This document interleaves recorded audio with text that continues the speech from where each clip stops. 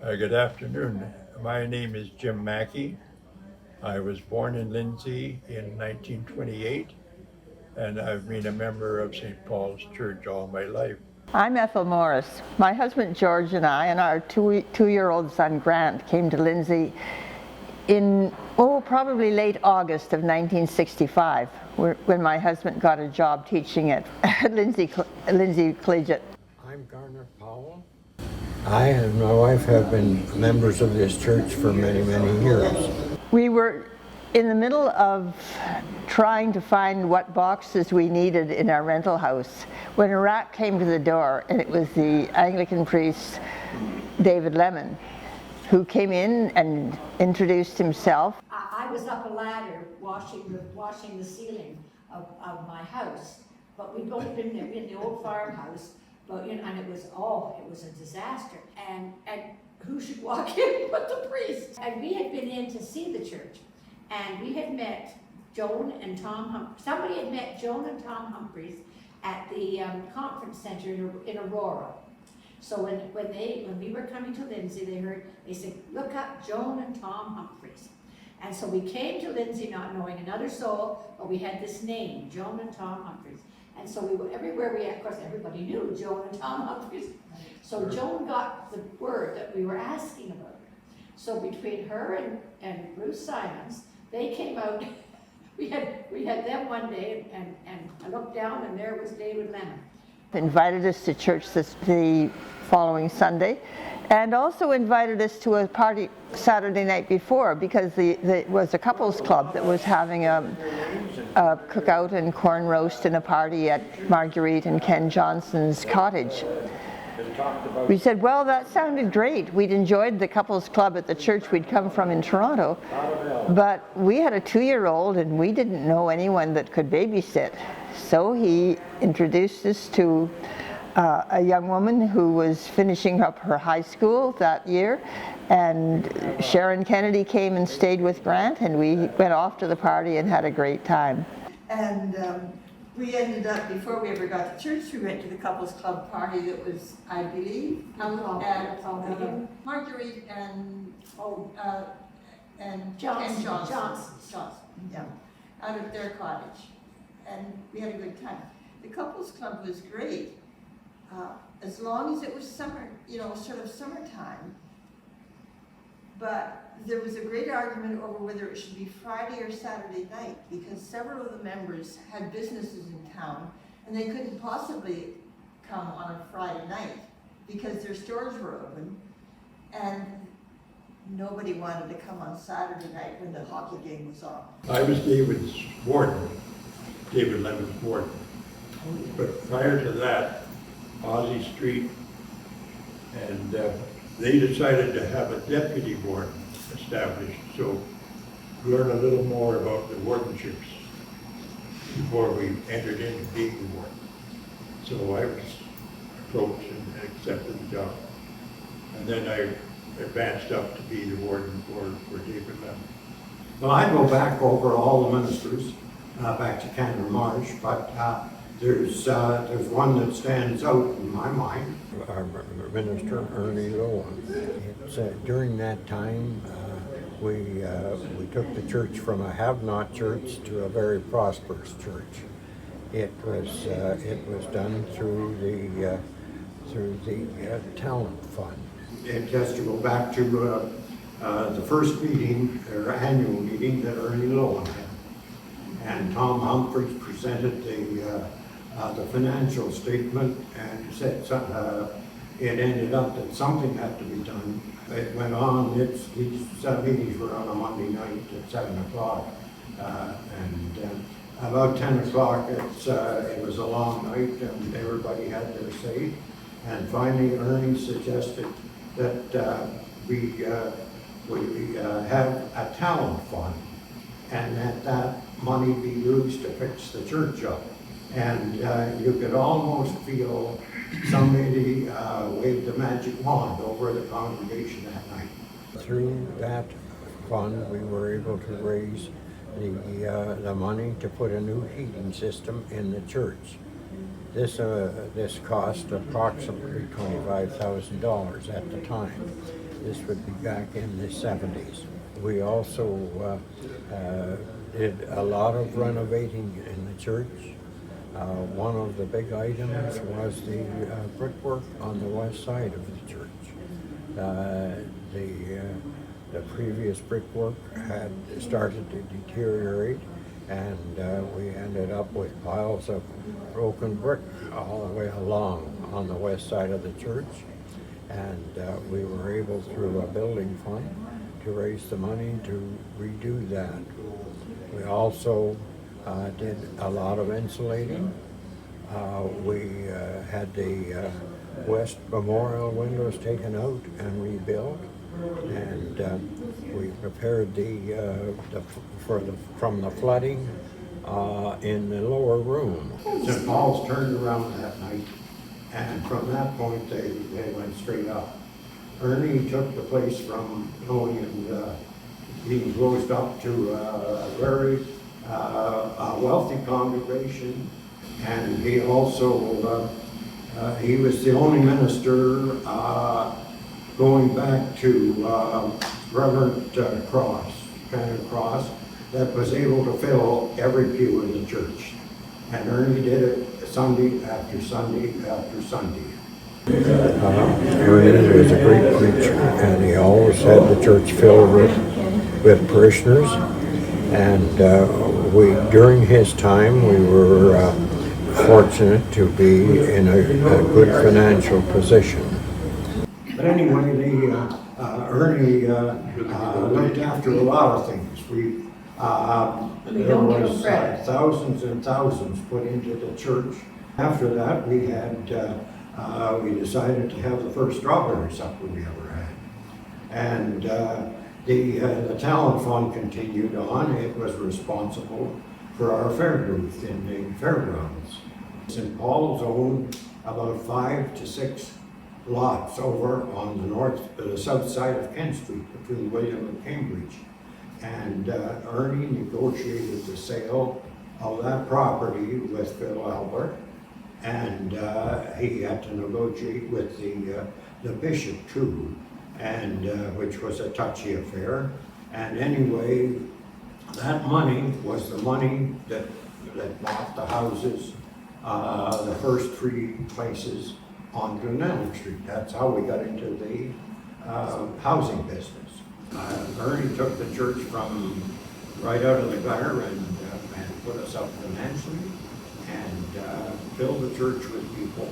A very successful priesthood for him.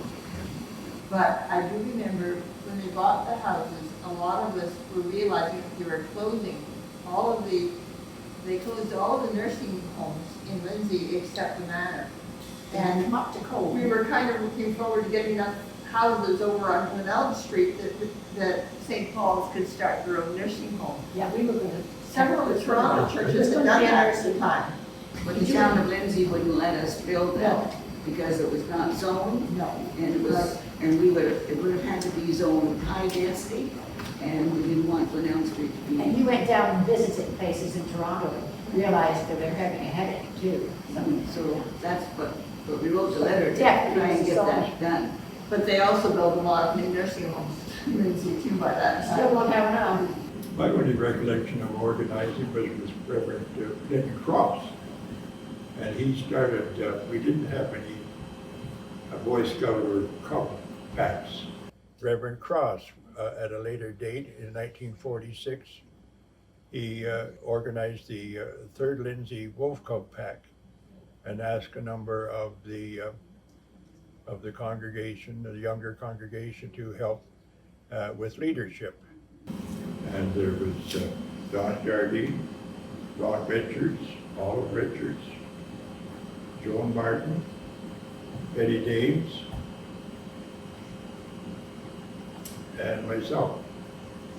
And it grew so much, we had our den underneath the church. I don't know whether you've ever been down there. In the dungeon. And there was a side door off the driveway that we didn't enter the church at all. We entered and exited from this one. And many a time we would be having games and one another, and all of a sudden a bat would appear. Well, the kids were 8 to 12, you know. The kids would disappear. And there was one steam pipe about eye level, and I don't know why we didn't decapitate some of the cubs there. But anyway, we did, and we approached one minister if we could come upstairs and use this, but that didn't fly, so we continued downstairs. Isn't that? And it grew so much that we couldn't accommodate the numbers.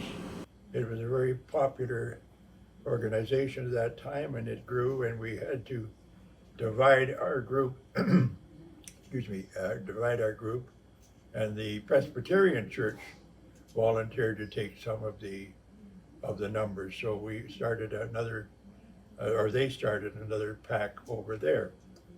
Because we had about 90 kids, and this wasn't the group. So 36 was about the full of what you're supposed to have. So they took over and sort of relieved us. Jim, was this hall here then? This hall, oh yeah, this But they wouldn't let you use it? no, this was Because in they were 19... using it by the time our children were in Cubs and Scouts. Yeah, Yeah. no, but Then why would they not let you use it? I didn't get an answer. I just got an answer, no. Isn't And that funny? this was in 1946. Now wouldn't you be glad to have that many children? Yeah. to our church? So it's, So that was the year the fire was at 46, or somebody was upset in one of the houses behind, that we were dancing. right here at Marsh Memorial Hall. We used to have, when we were in our early teens, dances here on Saturday night called Teen Town. And some of us would organize a record player with the old 78 record sizes, and we'd have dances here, and we'd go over to Mr. Nichols, who had the Pop Works, and he would sell us some pop, and we had a bucket, and we put ice in it, and we just sold cold drinks. Was it every Friday night or did you do it every night, once a week? For a while. We called it Teen Town, I've forgotten that. Teen Town, and it wasn't just for Anglicans, it was anybody. For the whole town.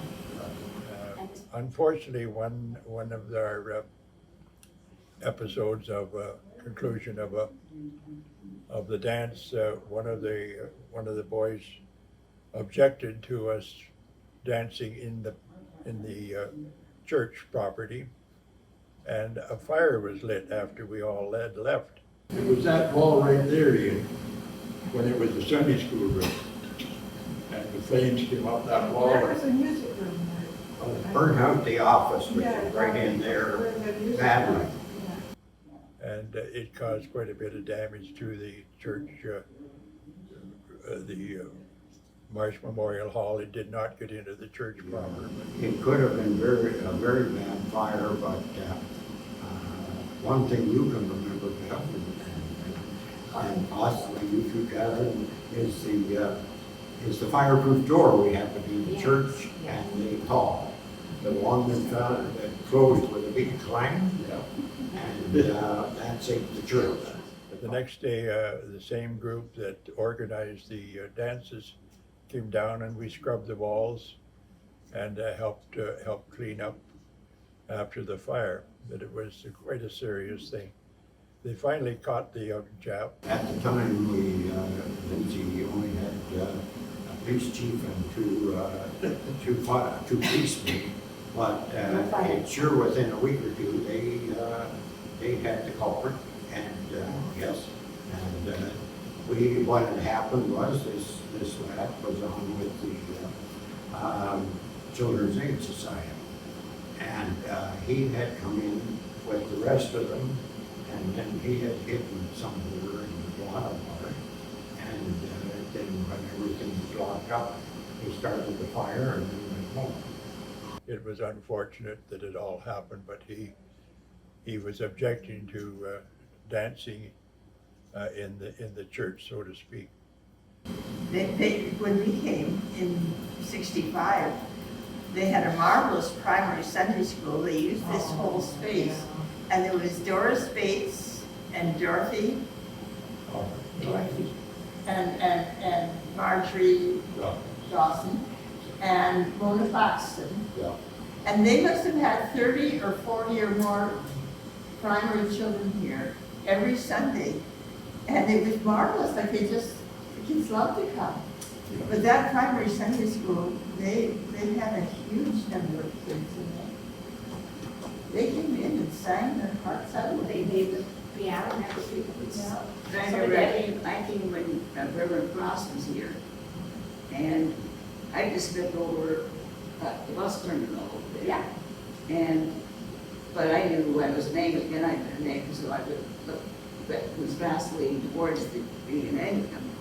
But Reverend Cross used to have these teen things in his house over in the rectory. We would go to these, he always had all the kids over in the house. I thought that was great. Well, Muriel Kennedy was in charge of the Girls Auxiliary, and she took us we went to Ottawa to see the Parliament buildings, we went to Toronto took us everywhere. And they also had the first TV tower in town. And so we would go up there on a Sunday night, and we'd sit and watch what do you call it, the pattern. Yeah. So we really The fly, snowflakes. till we watched Ed Sullivan go on it. But she was just fantastic, she was. There were some marvelous leaders. But the year that we came, Joan Humphreys was head of the HCW. I have never seen anyone before or after run a meeting the way she did. I also went out to the ACW when it started in the fall. Joan Humphreys was the president that year, and I couldn't get over how well she could manage a meeting. She got things done. She asked for volunteers and nobody put a hand up or said anything, she said, well, I'll look after that later. And she'd move right on to the next thing. It just went, nothing. And things seemed to get done. I don't know how she did it, but if you wanted to volunteer, you didn't waste your time because she was on to the next item if you didn't do it right away. Does anyone remember the picnics going to Orillia? Yeah. That's good. Yeah. I was there this summer, and I just came back, and all the Sunday schools went, not just the Sunday school. The powers to be would rent some coaches, some train coaches, and hire the engineer for the locomotive, and we would drive by train to Orillia, to a park called Champlain Park, and we'd have our picnics there, and then the different churches would organize races and games after the picnic lunch, and we had a great time. It was quite an outing for many of us.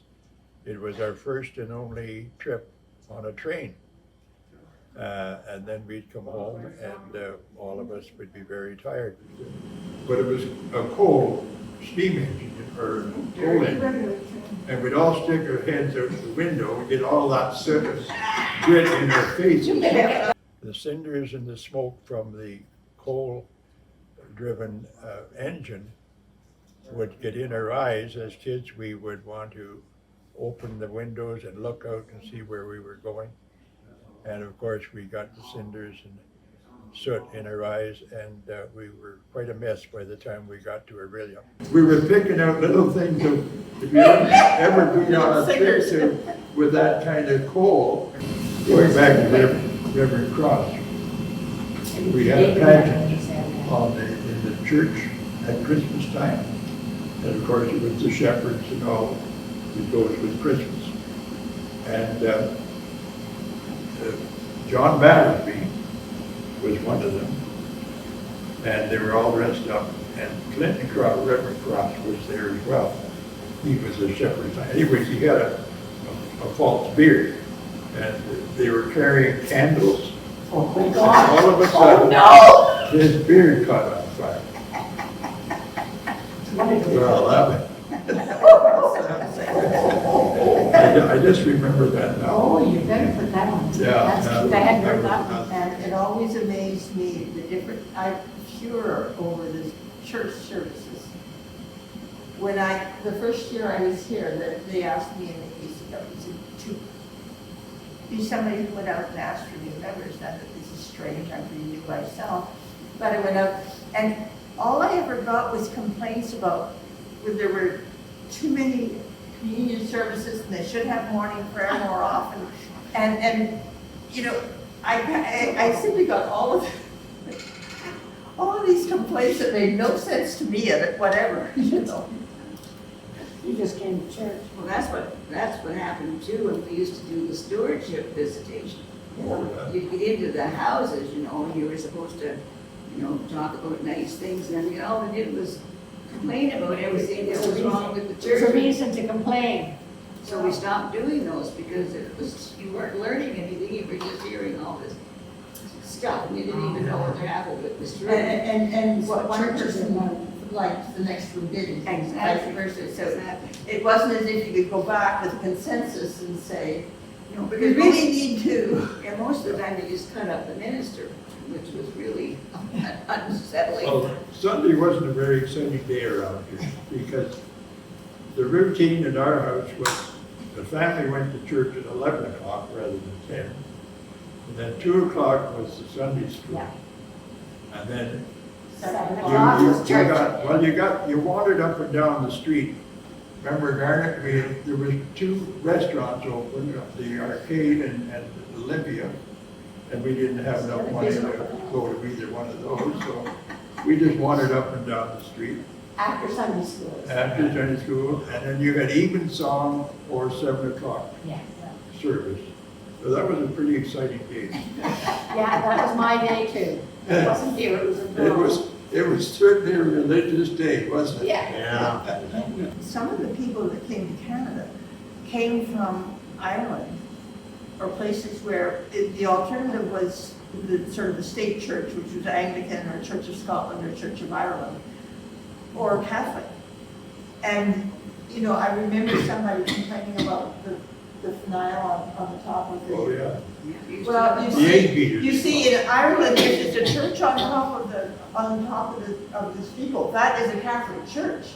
And so what you have is a very Protestant form of the Anglican Church. Talking of the sidesmen, I made a note here, at special occasions of the church, the sidesmen would wear very formal clothes. They'd wear the striped trousers Morning service. and the jackets and morning suit and the vests. And they were properly attired at that time. Right, now they wear t-shirts and Now they jeans wear sometimes. t-shirts, yeah. And shorts and everything. I remember Mr. Lemon, one hot day, he asked, he invited the men to take their jackets off. And, you know, it was typical of the church, of course. And I happened to be close by when Mr. Beale was going, I forget his name, George.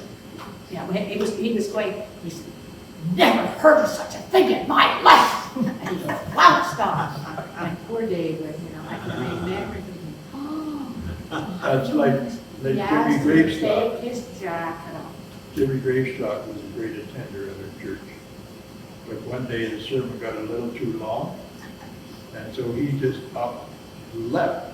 And as he was going up, he said to one of the sidemen, I've got to go home, I have a roast in the oven. When we first came to St. Paul's, and the church was always full back in the 60s, and the communion service seemed to be sort of adjunct right after the service. Like, there was a hymn just before they started the communion service, and people would stream out. Oh, yeah. Yeah. They decided that they didn't want to take communion that day. That was And a in the terrible church thing. that I went to, Diocese. to leave before communion was served was to say that you weren't in a state of grace. There was somebody that you couldn't forgive, or you did something that you didn't feel forgiven for. And then just sitting there thinking, what did they do?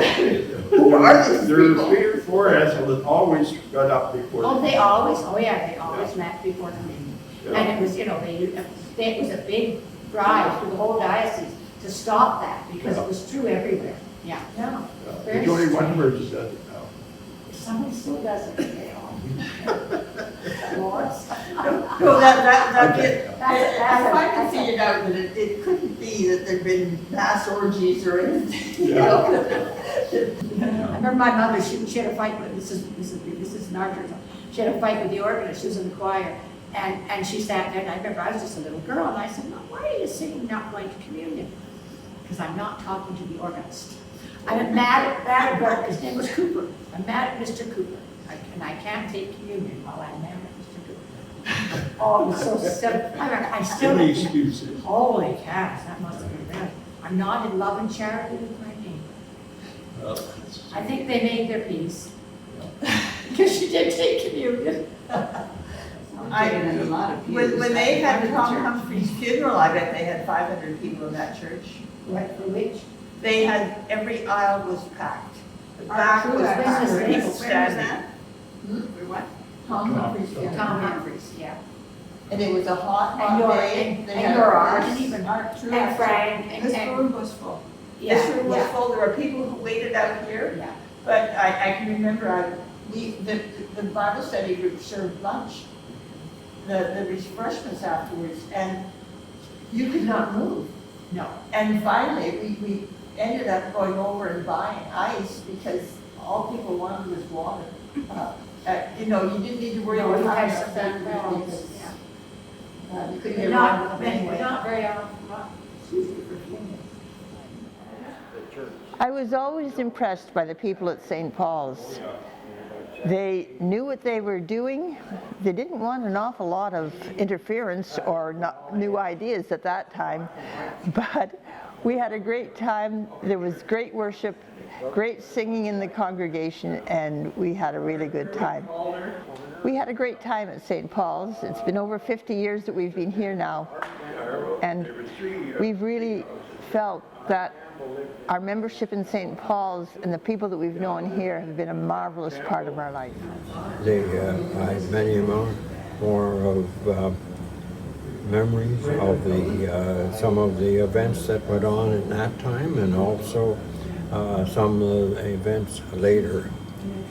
But it basically, at the present time, the church seems to be in good hands, and although the attendance isn't the best, we still have a fair number each Sunday, and we have been able to cover our overhead.